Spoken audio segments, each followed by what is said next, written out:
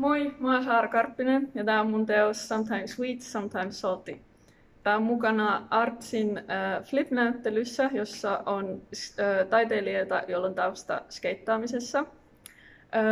Tää on valokuva-installaatio, jossa on mukana video, joka on projisoitu, ja tollanen kolmiulotteinen elämytti. Mä oon kuvannut tän kaiken filmille, videon ja valokuvat. Mä halusin tehdä jonkinlaisen kartan paikasta, jota ei ole sellaisenaan olemassa, joka on enemmänkin mielentila tai kokemus, tapa olla olemassa tai tapa asuttaa kaupunkitilaa. Mä oon kuvannut mun ystäviä ja paikkoja, joissa me vietetään aikaa.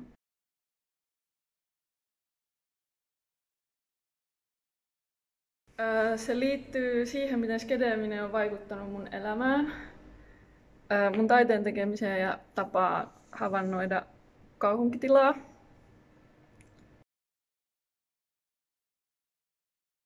Sen myötä elämään on tullut semmoinen oma toimijuus ja yhteisöllisyys.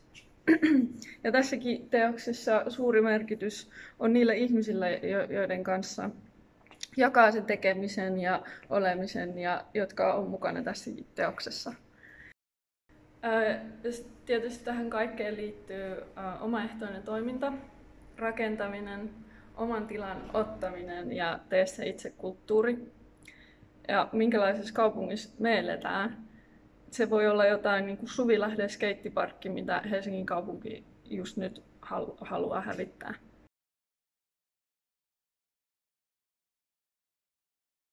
Teokseen liittyy myös sellainen ulkopuolisuuden kokemus ja kehollisuus, ja kipu ja tietty materiaalisuus, kuten filmin muokkaaminen ja miten betoni ja asfaltti muokkaa sun kehoa.